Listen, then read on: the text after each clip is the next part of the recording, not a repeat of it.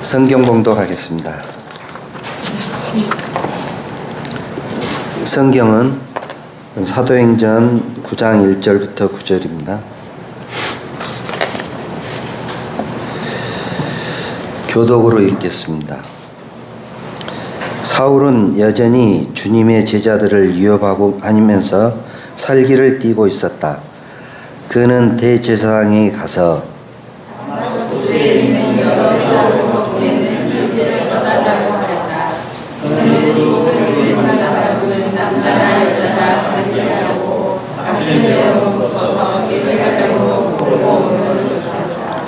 사울이 길을 가다가 다마스쿠스 가까이에 이르렀을 때에 갑자기 하늘에서 환한 빛이 그를 둘러 비추었다.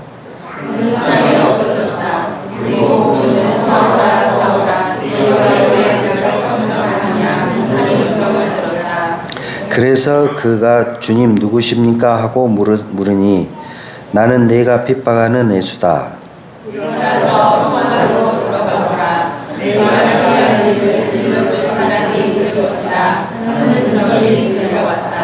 그와 동행하는 사람들은 소리는 들었으나 아무도 보이지 않으므로 말을 못하고 멍하게 서 있었다.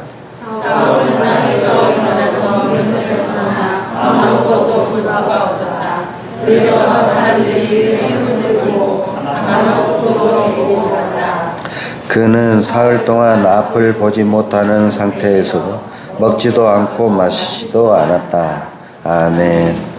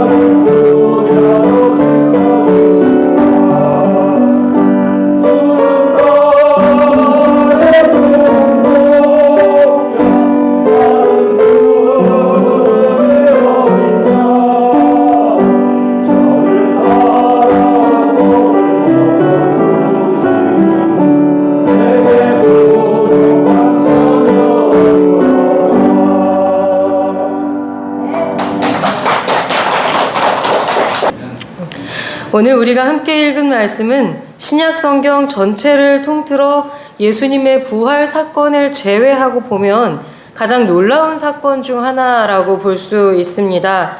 사도행전에는 이 일이 얼마나 중요했었던지 3번이나 반복해서 기록되어 있습니다.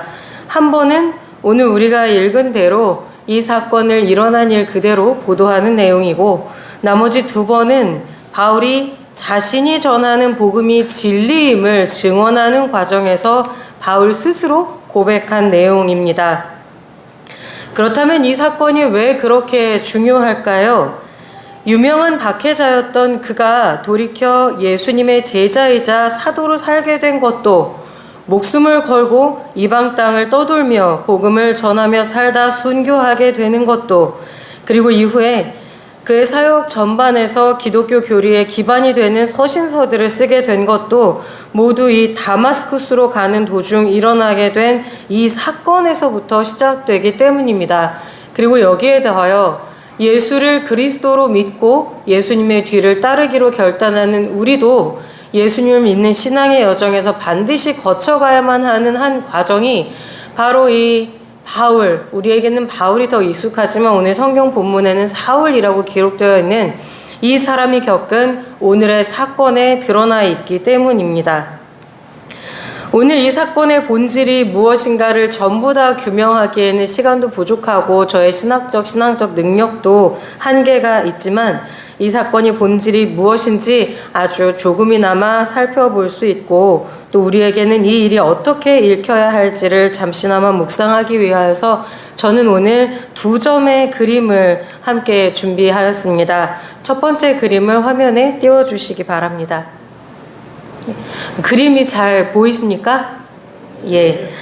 이 그림은 미켈란젤로라고 하는 우리에게도 굉장히 익숙한 화가이자 조각가가 그린 그림입니다. 다마스쿠스의 회심이라고 하는 제목의 그림이고 벽화입니다. 이 그림을 실제로 보고 싶으시면 로마로 건너가셔야 합니다. 이 그림을 보면서 오늘 본문의 사건을 좀 살펴보면 기록된 사건은 사실 굉장히 간단합니다. 사울은 주의 제자들을 붙잡아 예루살렘으로 끌고 오려고 다마스쿠스의 회당들의 허가를 요청하고 길을 떠납니다. 이 박해는 8장에 기록된 스데반의 순교로부터 시작이 되었습니다. 스데반이 순교하고 나서 예루살렘에 일어난 박해로 인하여서 예수님을 믿는 사람들은 사도를 제외하고는 모두 뿔뿔이 흩어졌습니다. 이때 스데반의 순교에 적극적으로 가담하고 예루살렘을 이잡듯 뒤져서 믿는 사람들을 전부 다 색출해내서 감옥에 가두었던 장본인이 바로 사울입니다. 그러고도 굳이 다메섹까지 쫓아가서 예수 믿는 사람들을 더 잡아오려고 한 것입니다. 사도행전 9장 시작에는 사울이 주의 제자들에 대하여 위협과 살기가 등등하였다는 말이 나옵니다.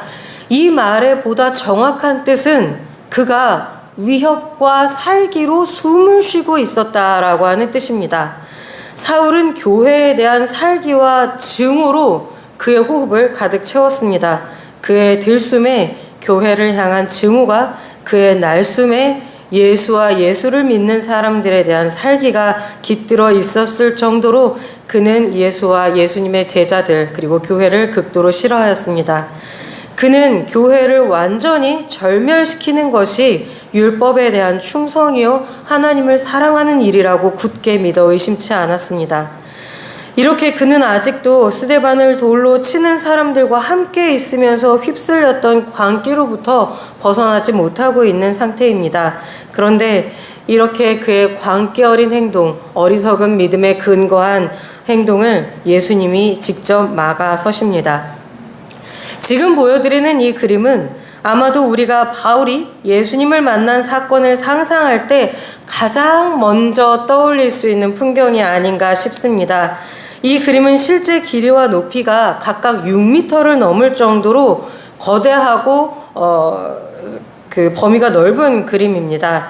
일단 그림을 보시면 하늘과 땅으로 완전히 나뉘어 있습니다. 이 작품에서 우리 교우님들 예수님과 바울이 어디에 있을지 한번 찾아보시기 바랍니다. 예수님을 찾기는 일단 굉장히 쉽습니다. 화면 위쪽에 약간 왼쪽으로 치우친 곳에서 빨간 옷을 입고 천사로 보이는 일단의 무리에 둘러싸여서 오른손을 땅으로 뻗어 빛을 내뿜고 있는 이가 바로 예수님이십니다. 예수님의 몸과 손에서 나온 빛을 곧장 따라가다 보면 바닥에 쓰러져 있는 남성이 보입니다. 그가 바로 사울입니다. 다음 화면을 좀 보여주시겠습니까? 예. 지금 이 그림이 아니고, 네, 나뉘어져 있는 그림이 있을 텐데요. 예. 제가 이쪽에서 화면이 잘 보이지 않아서, 지금 하늘에 예수님을 비추는 그림이 있을까요? 네, 이겁니까? 네네. 고맙습니다. 이 그림은 예수님을 확대해서 지금 제가 그림을 잘라온 장면입니다. 천군 천사들에 둘러싸여 하늘에서 거의 직각으로 내달리면서 빛을 내뿜는 예수님을 보면 이 예수님은 사울을 만나러 오시는 것이 아니라 최후의 심판을 내리려고 달려오시는 것 같습니다. 그래서 예수님의 몸과 예수님의 손을 통해서 나오는 저 빛을 맞으면 누구라도 그 자리에서 죽을 것 같습니다. 미켈란젤로가 그린 그림에서 예수님은 이처럼 심판하시는 불로 등장합니다. 다음 화면을 넘겨주시면 네, 바닥에 쓰러져 있는 바울의 모습이 나옵니다. 다음 그림은 이 빛을 받고 예수님의 음성을 들은 사울이 땅바닥에 쓰러져 있는 장면입니다. 이 사울 옆으로는 함께 예수님을 믿는 사람들을 잡으러 가던 동행들이 있고 그들은 도망가는 말을 붙잡으랴 쓰러진 바울을 부축하랴 북새통입니다. 화가는 특히 바울을 하얀 수염이 덥수룩한 할아버지로 그렸습니다. 바로 아마도 이 경험이 사울의 평생의 사역에 깊이 각인되어서 그의 갈 길을 인도하는 귀중한 사건이 되기 때문에 이렇게 굳이 할아버지의 모습으로 그렸을 것으로 보입니다. 예수님은 사울에게 사울아 사울아 내가 어찌하여 나를 박해하느냐라고 물으시고 이에 그는 주여 누구십니까? 라고 묻습니다. 이 놀라운 사건 앞에서 그는 단지 이렇게밖에 대답할 수가 없었을 것입니다. 나는 네가 박해하는 예수다 라고 대답하신 후에 예수님은 그에게 다시 시내로 들어가면 그가 어떻게 해야 하는가를 가르쳐주는 사람을 만날 것이다 라고 말씀하십니다. 예수님께서 비추시는 이 빛을 본 후에 그는 앞을 보지 못하게 됩니다. 그리고 그런 상태에서 사흘을 먹지도 마시지도 않고 보냅니다. 후에 역시 예수님께서 보내신 아나니아에게 안수받고 시력을 회복하게 되고 예수님을 전하는 전도자로서의 삶을 살게 됩니다. 이 그림을 보면 미켈란젤로가 그린 이 다마스쿠스 도상에서의 사건은 굉장히 명확합니다. 심판자의 모습으로 나타나신 예수님은 실제로 우리가 매우 익숙한 제가 지금 바울과 사울 이름을 계속 왔다 갔다 하고 있는데 저에게도 바울이라는 이름이 굉장히 익숙하기 때문입니다.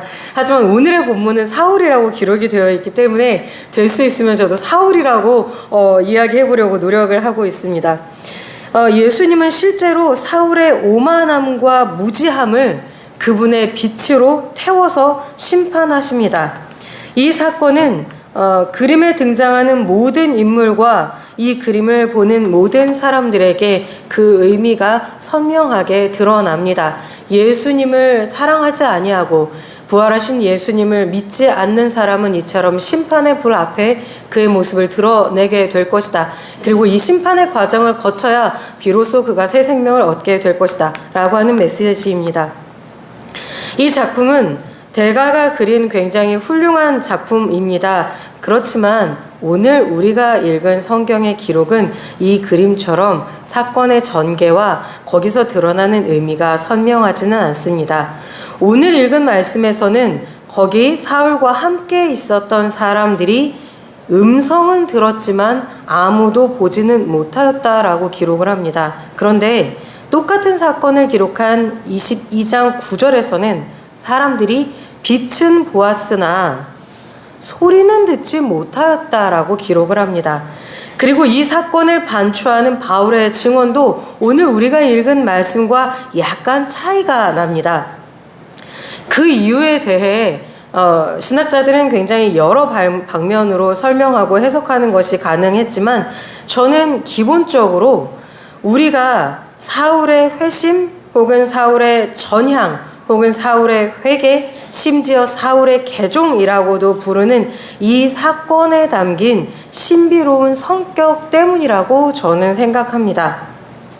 다음 그림을 한번 보시면 이것이 더 분명해집니다. 다음 그림은 앞에서 보여드린 그림과는 굉장히 많은 차이가 납니다. 카라바지오라고 하는 화가가 그린 다마스쿠스로 가는 길에서의 회심이라고 하는 작품입니다. 어두운 화면에 그려진 것은 두 명의 사내와 말 한 필뿐입니다. 한 사람은 바닥에 쓰러져 있고 다른 한 사람은 오직 말을 돌보는 일에만 관심이 있습니다. 쓰러진 사람은 사울이고 다른 한 사람은 그의 마부이거나 그의 다른 시중을 드는 사람이거나 할 것입니다. 우리 교우 여러분, 지금 저 사람이 제가 말씀드렸던 것처럼 사울이다라고 하는 것을 모르고 보신다면 저 사람이 지금 어떤 상태인 것으로 보이시나요? 그림이 그려져 있는 각도나 쓰러져서 눈을 감고 있는 모습, 두 손을 하늘로 쳐들고 있는 모습만을 본다면 지금 저 사람은 제 눈에는 죽어가고 있는 것처럼 보입니다. 그에게 아직 살 희망이 있다고 여겨지게 만드는 것은 오로지 그의 얼굴과 몸 정면을 비추고 있는 강렬한 빛 하나밖에 없습니다. 이 사건이 있었을 때에 바울과 함께 있었던 사람들이 빛만 보았든 소리만 들었든 중요한 것은 거기에 모여 있었던 사람들의 숫자가 몇 명이었던 간에 그들은 이 사건과는 아무런 관계가 없었다라고 하는 점입니다. 마치 전 마부가 이 놀라운 사건 앞에서 그저 무심하게 말이나 돌보고 있는 것처럼 말입니다.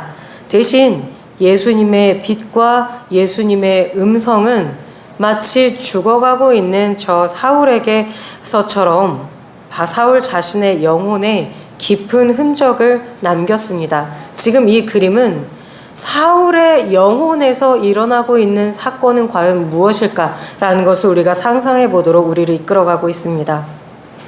우리가 익히 알고 있지만 사도 바울은 소위 좋은 집안에서 나고 자란 매우 똑똑하고 유능한 사람이었습니다. 그는 학문과 문화로 이름 높은 다소라고 하는 지역에서 태어났고 날 때부터 로마의 시민권을 지녔습니다. 후에는 바리새인인 가말리엘을 스승으로 두고 유대교의 율법을 연구하고 젊은 나이에 사내들인까지 진출하였습니다. 그리고 매우 엄격하게 조상들로부터 전해 내려온 전통을 지켰습니다. 그대로 가면 유대 사회에서 대대로 승승장구하며 그의 지위를 누렸을 사람입니다. 그러니 갈릴리 나사렛의 한미안 출신이라고 알려졌고 어딜 가나 조상의 전통과 충돌하고 또 율법이 죄인으로 규정하고 내다 버린 사람들과 만나고 그들과 함께 밥을 먹고 심지어 율법을 거스르고 그 더러운 사람들의 몸에 손을 대서 병을 고쳐주며 번번이 고명한 율법학자들에게 모욕감을 주었던 그 예수를 이 바울이 메시아로 받아들일 수 있었을까요? 맨정신으로는 절대 불가능한 일입니다. 그는 때리고 고문하고 가두고 죽여서라도 예수님을 믿는 이 사람들을 이 세상에서 없애고 그들의 발걸음을 돌이키는 것이 진리를 사수하는 일이라고 굳게 생각했을 것입니다. 그랬던 그에게 이제 예수님이 직접 찾아오신 것입니다. 바울은 예수님을 만나는 체험을 한 후에 앞이 보이지 않는 채로 며칠 동안 식음을 전폐한 채 지냅니다. 이제 그는 자신의 열심이 완전히 잘못된 방향을 향해 있었음을 알게 되었습니다. 이제까지 자신이 알던 것, 행하던 것이 예수님 앞에서 전부 헛된 것, 생명 없는 것임이 드러났습니다. 가장 밝고 명확한 눈으로 성경과 세상의 이치를 깨달았다고 생각했으나 사실은 자신은 아무것도 보지 못하는 자였다는 사실이 밝혀졌습니다. 그는 완전히 무너져 내렸고 이는 마치 바울을 죽음으로 이끌어가는 상태와 같았습니다. 그는 이제 이제까지 자기 자신이라고 생각하며 지냈던 모든 것에 대하여 죽습니다. 자기가 진리라고 알던 것에 대하여 죽습니다. 무엇보다 이 세상에서 자랑으로 삼았던 그 모든 것, 자신의 출신과 자신의 지식과 자신의 혈통과 등등 그 모든 것에 대하여 완전히 죽습니다. 사울은 죽고 그의 안에서 오롯이 예수만 삽니다. 그리고 이제 다시 눈을 뜬 후로는 바울은 예수님이 사랑하셨던 사람들, 예수님이 끝까지 찾아다니셨던 그 버림받은 사람들, 그 낮은 자리에 있는 사람들을 찾아다니며 교회를 세우는 일에 자신의 삶을 바치게 될 것입니다. 이것이 바로 그의 회심이고 그의 회개고 그의 전향입니다. 다시 이 그림은 사울의 돌이킴의 순간, 그의 죽음의 시간을 견디는 과정을 겪는 모습을 그저 고요하게 우리 앞에 보여줍니다. 우리는 예수님을 믿는다고 하면서도 얼마나 자주 이 세상의 것들에 마음을 빼앗기고 그것을 나라고 착각하면서 살아가는지 모릅니다. 그러나 이 세상에서 쌓아 올린 것들, 이 세상이 주는 것들은 내가 아닙니다. 예수님이 비추시는 빛 앞에서 나는 없습니다. 오직 우리를 택하여 부르시고 하나님의 자녀로 살게 하신 하나님의 말씀과 그분의 뜻만 있을 뿐입니다. 오늘 사울을 비추었던 주님의 빛이 우리의 영혼에도 비추이기를, 그리하여 예수님을 따라 가장 낮은 자리까지도 우리 사랑을 들고 나아가는 제자로 다시 태어나는 이 죽음의 과정을 기쁘고 감사하게 겪어 나가실 수 있는 우리 모두가 되기를 간절히 소원합니다. 오늘 말씀 중에 들려주시는 하나님의 음성을 다 함께 묵상합시다.